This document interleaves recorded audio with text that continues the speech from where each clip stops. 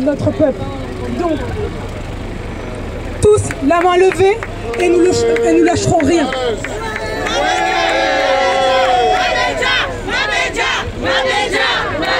On se rappelle que nos frères et sœurs ont quitté leur famille, leurs enfants, leur travail pour défendre leur lutte, notre lutte. Donc il est important de les soutenir. Je vous remercie.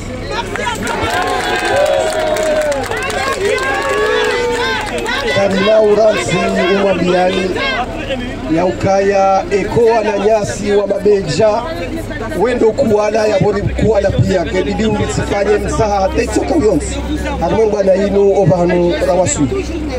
Nous ne vous le dirons jamais assez. Si comme nos camarades de Mabéja devaient faillir, nous aurons tous failli. Notre mobilisation doit être totale dans ce combat. Merci.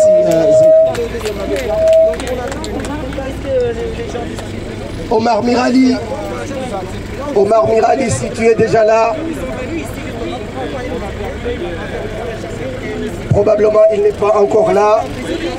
Je vais appeler mon camarade Mounib Jalim qui a aussi lutté, on l'a bien vu, un des jeunes qui ont porté ce combat. Merci Mounib. Allô, salam alaikum. Je suis un petit peu ému, c'est que j'ai un petit peu du mal à parler. Non, je suis venu, j'ai une pensée pour Farhan, que je connais très bien, avec qui on a milité ici dès les premières heures. On avait des divergences comme tout frère, comme dans toute famille. On a des divergences d'optique, des divergences de méthode, des divergences de forme, mais on se regroupait sur le fond. Sur le fond, on était complémentaires. C'est qu'on était complémentaires. Et j'ai plein de choses à dire, mais je vais essayer d'être de court. Le premier message, c'est le message qu'on aimerait adresser au gouvernement comorien, c'est de les mettre en garde. De les mettre en garde et d'être attentifs, de prêter une oreille attentive à cette jeunesse qui s'est mise debout et qui sera intransigeant sur la revendication de ses droits. Je la mets en garde et j'ai en mémoire la phrase de Balavoine lorsqu'il était en face de François Mitterrand, qui lui a mis en garde de écouter la jeunesse, parce que si la jeunesse se désespère, on va réveiller un démon que nous allons tous regretter.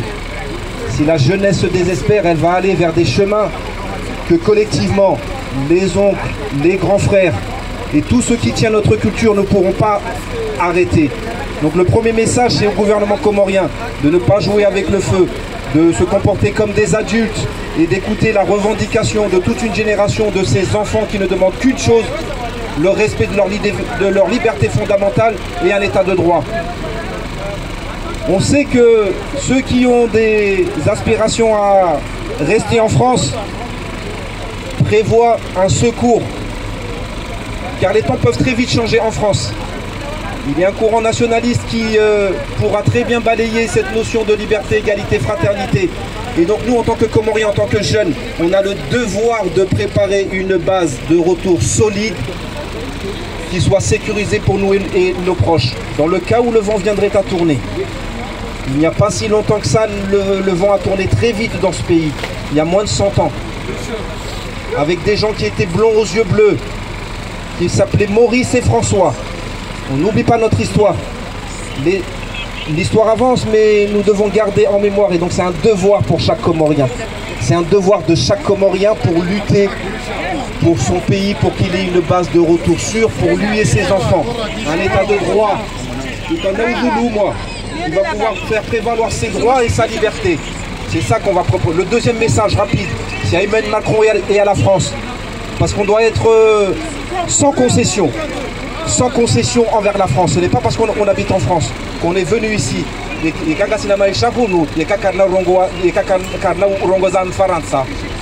On n'est pas dupe.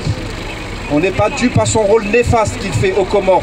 On n'est pas dupe que si Azali, il se permet autant de pouvoir, autant d'insolence vis-à-vis de son peuple, il a reçu des sécurités. On a vu comment il a été reçu ici en France. Et cette question, il va falloir l'aborder. Et tous ceux qui sont dans le combat politique, les organisations, ceux qui sont dans l'opposition politique formelle ou qui se revendiquent de l'être, c'est une question qu'il va falloir poser sur la table. Et on va vous juger sur cette sincérité à parler à la France en respectant notre souveraineté nationale. Le dernier point, on a besoin de convergence. Moi, je suis le cofondateur d'un mouvement qui s'appelle l'Heure des Braves. On s'était créé pour nous regrouper à partir de plusieurs choses. Une, nos compétences.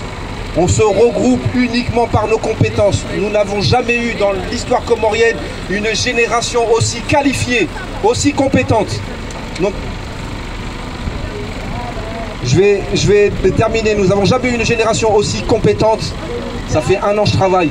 J'ai mis en place un système, un fichier qui permet de nous regrouper dans nos compétences, où on va tous se regrouper dans nos différences. Un système qui respectera le choix de chacun, où personne ne sera chef. J'ai ramené mon ordinateur.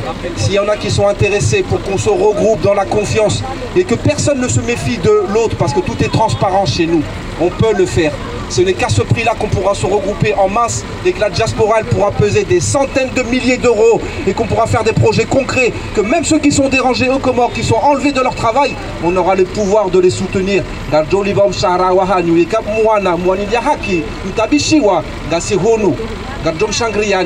Mais pour ça, il faut qu'on se regroupe dans la transparence et dans la confiance l'un l'autre et qu'on devienne tous des Mabedja. Nous, on est des braves. On est prêts à rentrer et devenir tous des Mabedja et on sera tous des Mabedja, Inch'Allah.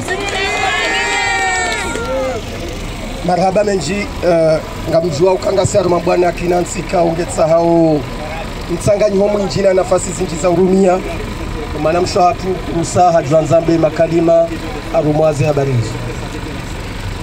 Assalamu alaikum.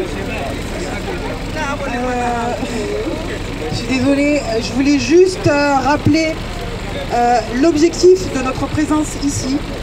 Nous sommes ici parce que nous essayons, Mabedja, de conscientiser notre population comorienne, la population africaine, à la nécessité de parler de nos droits fondamentaux.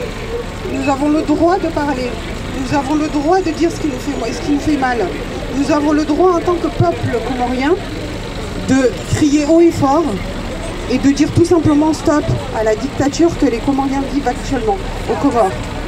Et donc nous sommes là, ici à Paris, mais il faut surtout ne pas oublier qu'on a nos sympathisants et le peuple comorien qui est aux Comores là-bas, qui est en train de se battre à ce moment même où moi je suis en train de vous parler devant le KFC, devant une boucherie tranquillement, sans que personne m'embête, sans que personne m'enlève le micro.